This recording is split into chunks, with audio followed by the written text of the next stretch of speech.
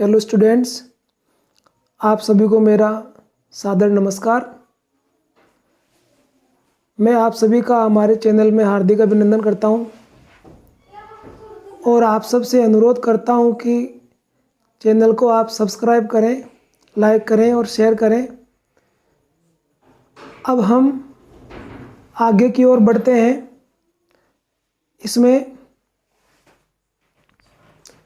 इसमें आज अपने कक्षा 10 की प्रश्नावली ले रहे हैं, ऊंचाई और दूरी की प्रश्नावली ले रहे हैं। तो इसमें देखो, इसके सवाल हल करने से पहले मैं आपको इसकी कुछ जानकारी देना चाहता हूं। इसमें जितने भी क्वेश्चन आएंगे वो सभी समकोण त्रिभुज पर निर्भर है। और समकोण त्रिभुज में हम जानते हैं कि एक कोण इसमें 90 डिग्री का होगा। इसके बाद में एक इसमें न्यून कोण वो हमें दिया हुआ होगा। वो कोण कितना भी हो सकता है। और जो भी सवाल होगा, इसमें जो भी सवाल आएगा उनमें एक कोण हमें मिलेगा। चाहे वो कोण ज्ञात करना हो तो ज्ञात करने के लिए कहा जाएगा, और अगर कोण का मान दिया हुआ है तो उसमें कोण का मान दिया हुआ होगा। तो पहले हम इसमें ये देखेंगे इन भुजाओं के नाम क्या क्या होंगे। हम त्रिभुज को नाम ABC, PQR ये तो हम हमारी इच्छा से कुछ भी दे सकते हैं, लेकिन इसके अलावा इसके अंदर हमें नाम लिखना है भुजाओं को। समकोण त्रिभुज में लंब, आधार और कर्ण, ये 3 इसमें भुजाएं होती है, इनके नाम होते हैं। तो इसमें ध्यान ये रखना है कि जिस भुजा पर 90 डिग्री और न्यून कोण को हम थीटा कह सकते हैं, फाई कह सकते हैं, अल्फा कह सकते हैं, कई बार कोण ABC लिख देते हैं, साई कहते हैं, कुछ भी। न्यून कोण का प्रतीक होना चाहिए, इसका सिंबल होना चाहिए, उसको हम कहते हैं आधार। समकोण त्रिभुज की जिस भुजा पर 90 डिग्री का कोण भी हो और न्यून कोण भी हो उसको हम कहते हैं आधार। और 90 डिग्री के सामने की जो भुजा है उसको कहते हैं कर्ण। और न्यून कोण के सामने की भुजा ये कहलाती है लंब। मैं यहाँ लिख भी देता हूँ, समकोण त्रिभुज की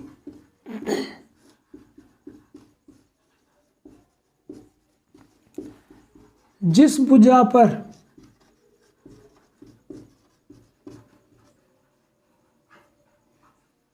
90 डिग्री का कोण व न्यून कोण स्थित है, वह भुजा आधार कहलाती है।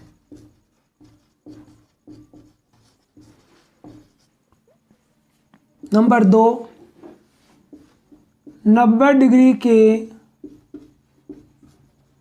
कोण की सम्मुख भुजा कर्ण कहलाती है।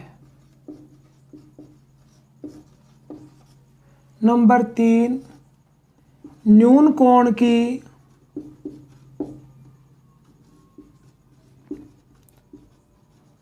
सम्मुख भुजा लंब कहलाती है। अब हम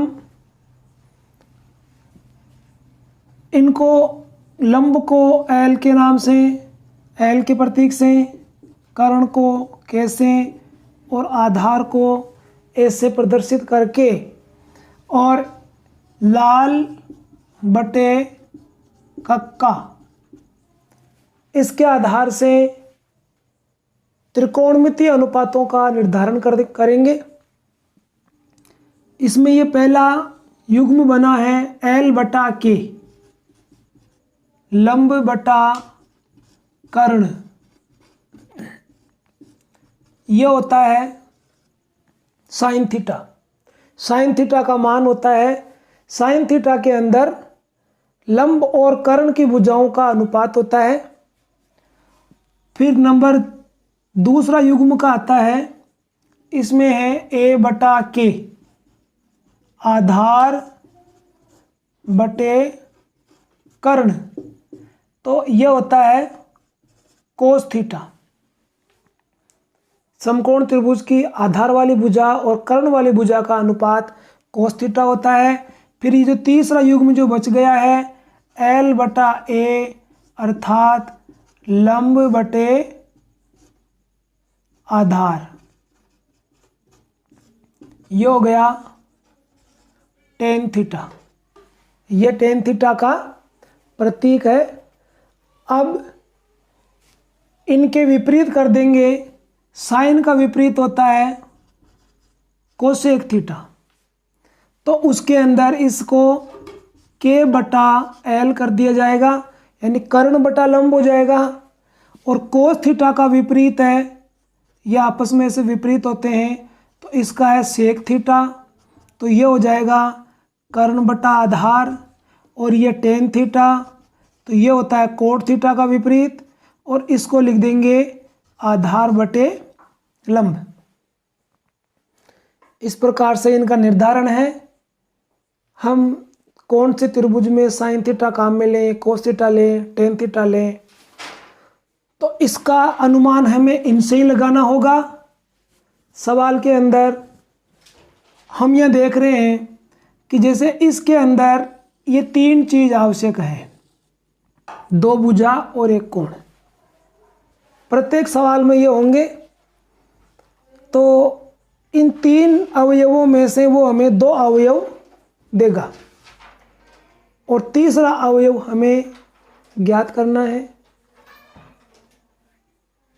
इसके बाद जब सवालों को थोड़ा आगे बढ़ाएगा, थोड़ा उनको मतलब ये तो बिल्कुल सिंपल वाले हैं, फिर इनका पैटर्न चेंज करेगा तो उसमें दो चीज़ हमें गायब मिलेगी। तीन में से वैसे तो दो दिया जाएगा, वो तो इनका सिंपल रूप हो जाएगा, उनकी सिंपल फॉर्म है। फिर थोड़ा इनका आगे रूप बढ़ाएगा तो फिर इनमें से दो भुजाएं यानी दो अवयव गायब मिलेंगे। तो उस समय क्या किया जाएगा कि हमें वो दो त्रिभुज दे देगा, तो फिर उन दो त्रिभुजों के हिसाब से हम उनको ज्ञात कर लेंगे। अब यहाँ पर ये जानकारी होने के बाद में कि कौन सी भुजा को क्या कहेंगे, और अब हमें साइन लेना है, कोस लेना है, टेन लेना है।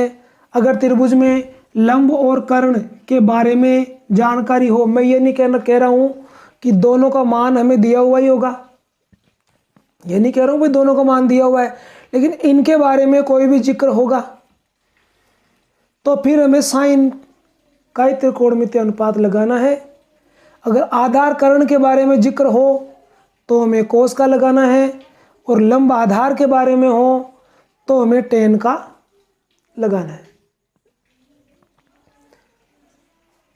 अब ये साइन कोस टेन लेने का मामला हल होने के बाद में अब हमें यह देखना है एक तो उन्नयन कोण,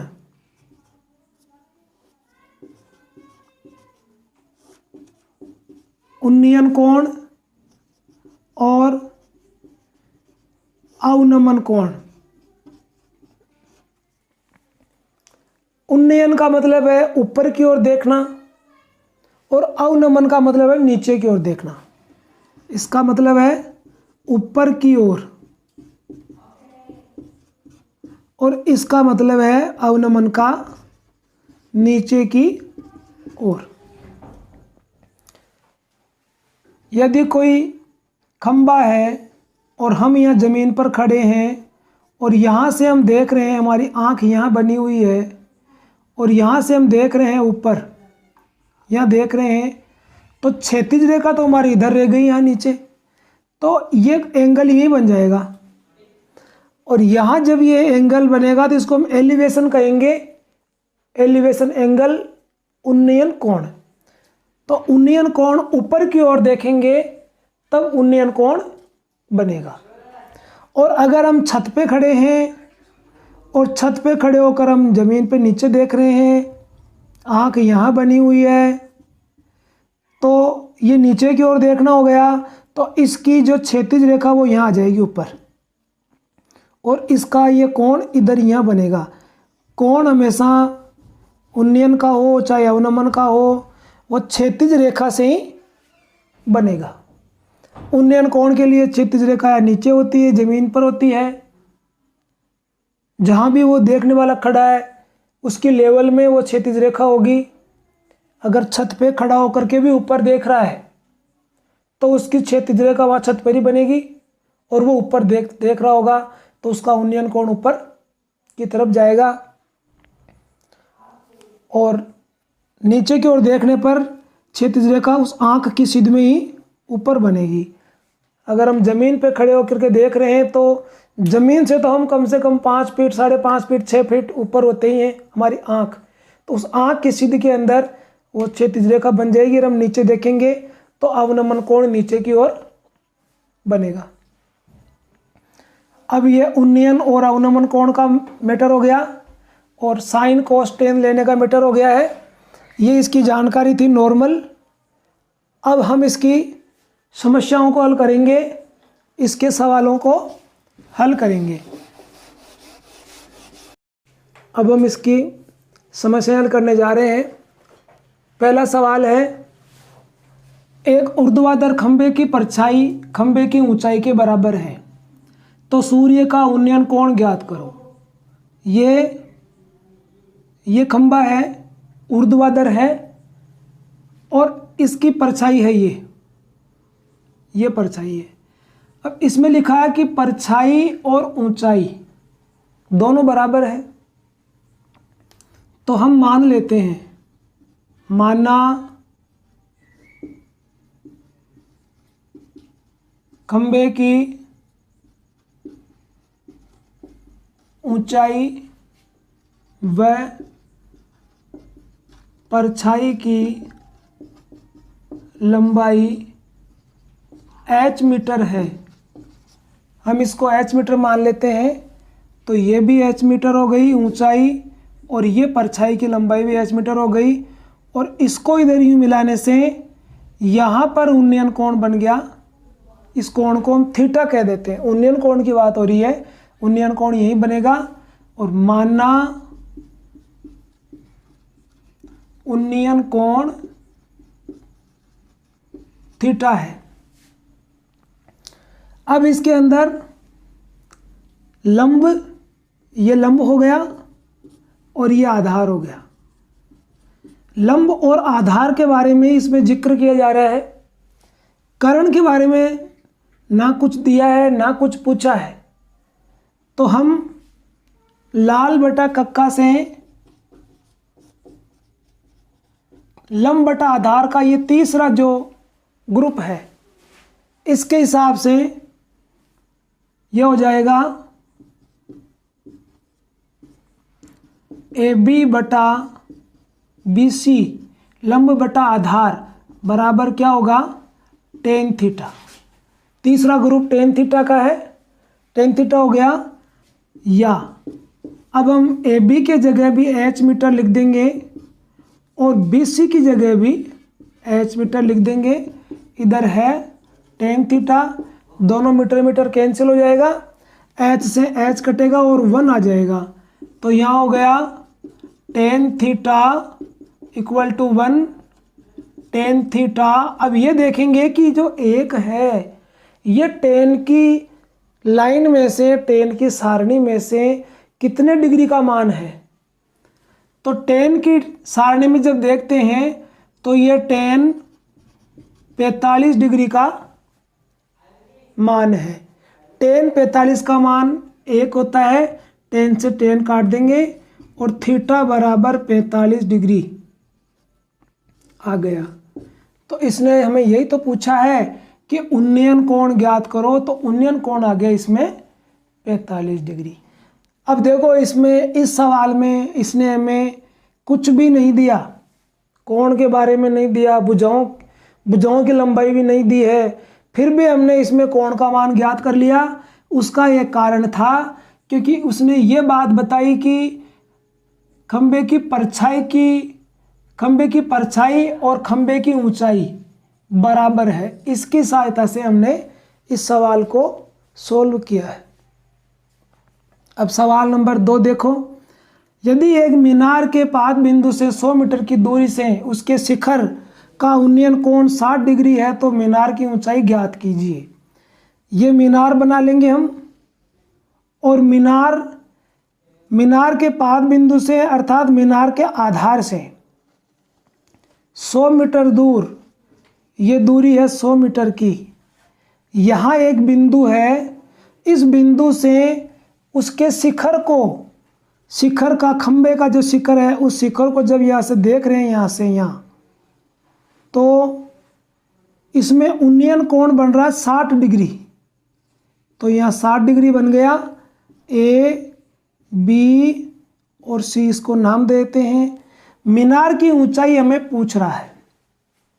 देखिए अब आधार इसने दे रखा है, कोण इसने दे रखा है, और ऊंचाई ये हमें पूछ रहा है। तो इसमें देखो ये ऊंचाई मतलब ये लंब है, तो इस लंब और आधार के बारे में इसमें जिक्र हो रहा है। कर्ण के बारे में इसमें कोई बातचीत नहीं है, इसलिए हम इस लंब और आधार के हिसाब से ही इसमें त्रिकोणमितीय अनुपात लेंगे। तो माना ए बी बराबर h मीटर, तो ए बी बटा बी सी बराबर, अब लंब और आधार हो गया, तो लंब और आधार के हिसाब से इसमें आ जाएगा tan थीटा। लंब और आधार के हिसाब से ये हो गया tan थीटा। अब ए बी की जगह हमने h मीटर मान लिया है, बी सी की जगह हमने 100 मीटर इसमें दिया हमें मान, ये रख देंगे, और tan और थीटा दिया इसमें 60 डिग्री, ये 60 डिग्री है। मीटर से मीटर कैंसिल होगा। अब यहाँ हम इसका मान रख देंगे h बटा 100, और tan 60 का मान √3, tan 60 का मान ये √3 है। तो h बराबर ये 100 इधर वज्र गुणा कर देंगे, 100 √3। पहले मीटर इसमें कट गया था, लेकिन अब जब हम लिखेंगे ना यहाँ कि मीनार की ऊंचाई, वैसे तो मीटर कट चुका है इसमें, लेकिन हमें मीनार की ऊंचाई लिखनी है, और मीनार की ऊंचाई है ए बी, और ए बी को मान लिया हमने h मीटर। तो यहाँ जब ये h का मान वापस रखा जाएगा तो ये मीटर इसके स्वतः ही लग जाएगा। अतः मीनार की ऊंचाई मतलब ए बी, इसमें हमने ए बी कहा है, बराबर 100 √3 मीटर। ये इसका उत्तर होगा। अब देखो हम इसके नेक्स्ट क्वेश्चन के रूप में लेते हैं सवाल नंबर 3।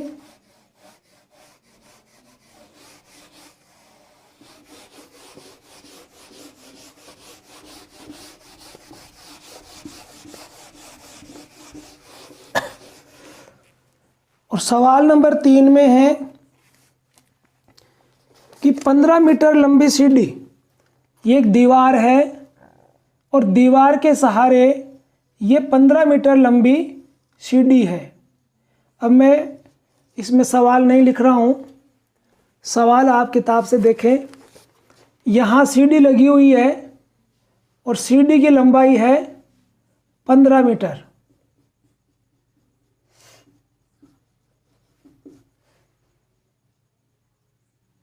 इसको नाम हम त्रिभुज को ABC दे देते हैं।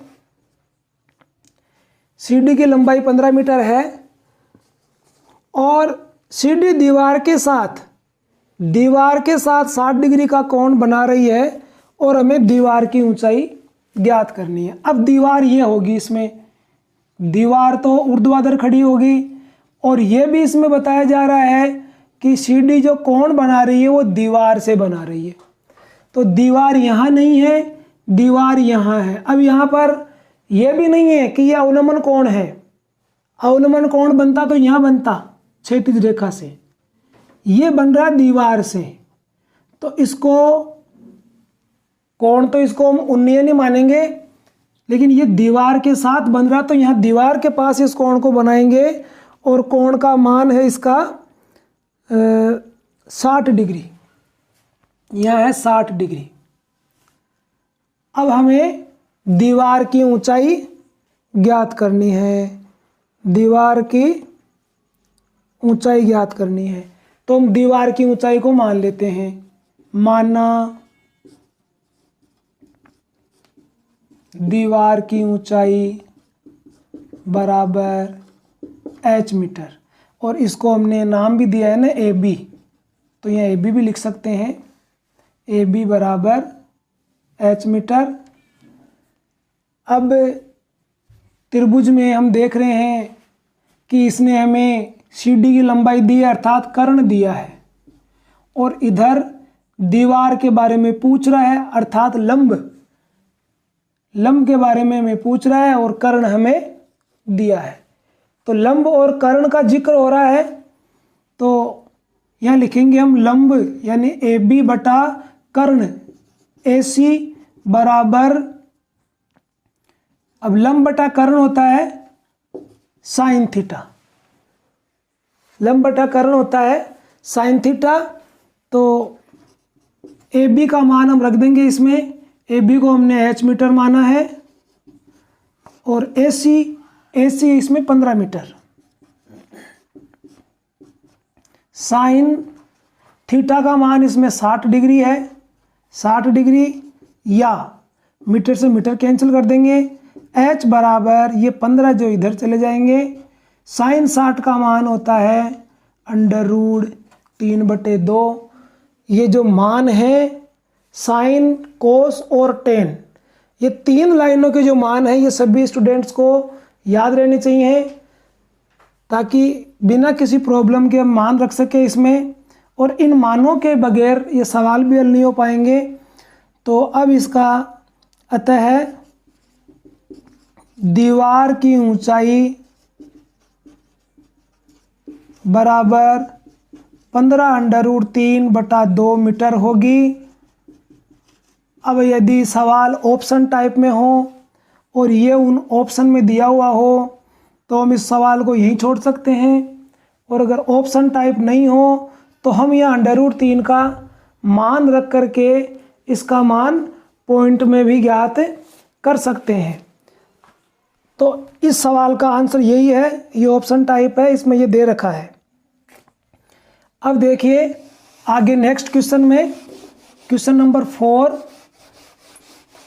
4 में लिखा है 10 मीटर ऊंची मीनार के शिखर से पृथ्वी के बिंदु का अवनमन कोण 30 डिग्री। ये 10 मीटर की मीनार है और यहाँ से पृथ्वी पर देखा, ऐसे पृथ्वी पे देखा तो अवनमन कोण बना। अवनमन कोण हम ऊपर एक क्षैतिज रेखा की कल्पना करके और उसके साथ अवनमन कोण बनाएंगे, और अवनमन कोण बना ये 30 डिग्री का। अवनमन कोण 30 डिग्री है और 10 मीटर ऊंची मीनार है। ये ऊंचाई इसने दे रखी है 10 मीटर, 10 मीटर की मीनार है।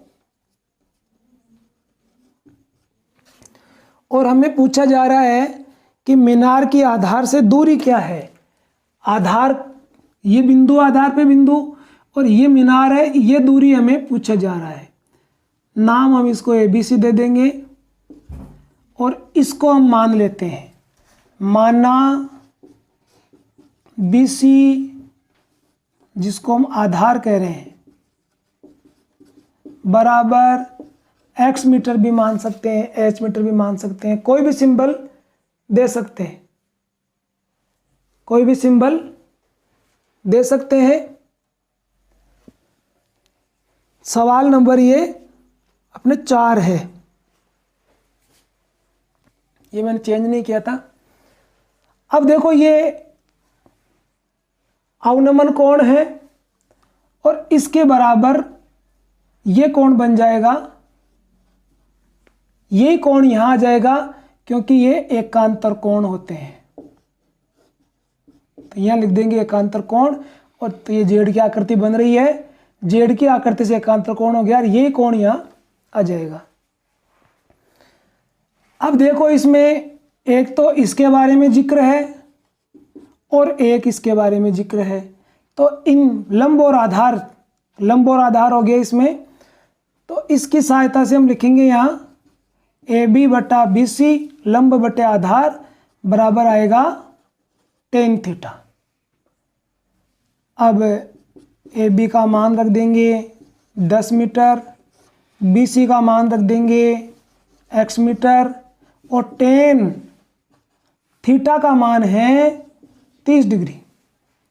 मीटर से मीटर कैंसिल हो जाएगा, इधर 10 बटे x है, tan 30 का मान है 1 बटा √3।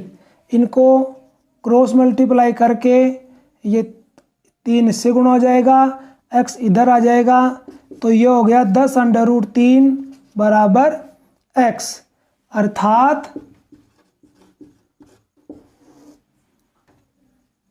मीनार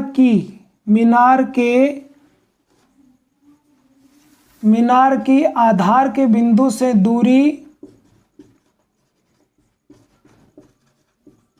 या इसका नाम लिख सकते हैं BC, बराबर 10√3 मीटर होगी। ये इसका आंसर होगा। अब सवाल नंबर 5 में दिया है, नदी के ऊपर एक पुल की लंबाई नदी के तट के साथ 45 डिग्री का कोण बनाता है। जैसे मान लो ये नदी बह रही है और ये इसमें हम पानी दर्शा देते हैं, नदी बह रही है। अब जो पुल बना है वो पुल नदी के तट के साथ, मतलब किनारे के साथ में ऐसे पुल बना हुआ इसमें, और ये पुल नदी के किनारे के साथ 45 डिग्री का कोण बना रहा है। इधर तो 45 बता नहीं सकते हैं क्योंकि ये कोण 45 से ज़्यादा है, ये तो 90 से ही बड़ा है, तो इधर बनाएंगे, या तो इधर बनाओ या फिर यहाँ बनाओ। यहाँ नहीं बनाना चाहो तो यहाँ बना सकते हो। ये इस किनारे के साथ था, ये इस किनारे के साथ है, 45 डिग्री का कोण बना रहा है, और पुल की लंबाई है 150 मीटर, यहाँ 150 मीटर है। अब हमें नदी की चौड़ाई ज्ञात करनी है, तो हम इसको इधर मिला करके एक समकोण त्रिभुज बना लेते हैं। नाम दे देंगे इसको ABC। अब इसमें ये पूछ रहा है हमें नदी की चौड़ाई, नदी की चौड़ाई ये है, न कि ये, तो इसको हम x मीटर मान लेते हैं। माना नदी की चौड़ाई बराबर x मीटर, ये हमने AB को माना है, AB को। अब देखो त्रिभुज में ये हमें दिया हुआ है, ये हमें पूछ रहा है, तो अब ये क्या है। अब आप इसके बारे में विचार करो कि इस भुजा को हम लंब कहें कि आधार कहें। यहाँ 90 डिग्री का निर्माण हो रहा है कोण का, और इधर न्यून कोण है थीटा 45, तो आधार ये बनेगा, और न्यून कोण के सामने बनता है लंब, न्यून कोण के सामने बनता है लंब। तो इस हिसाब से हम लिखेंगे कि AB, ये लंब हो गया, लंब बटा कर्ण, AB बटा AC बराबर साइन थीटा, या ए बी का मान है x मीटर, ए सी का मान है 150 मीटर, और इधर है साइन थीटा, थीटा का मान है ये 45 डिग्री। मीटर से मीटर कैंसिल, x बराबर इस 150 को हम इधर भेज देंगे, और साइन 45 का मान 1/√2 है, या x बराबर, इसका हम परिमेयकरण कर देंगे। परिमेयकरण करेंगे तो ये जो नीचे √2 है, इससे हम अंश में और हर में गुणा कर देंगे। यहाँ लिख देंगे परिमेयकरण, हर का परिमेयकरण किया हमने, तो या ये इससे गुणा होगा 150 √2, ये दोनों गुणा होते हो जाएंगे 2, √2 का √2 से गुणा होने पर 2 बन जाएगा। 2 से इसको काटेंगे तो ये हो जाएगा 75, या तो ये होगी इस नदी की चौड़ाई। लिखेंगे अतः नदी की चौड़ाई बराबर 75 √2 मीटर होगी।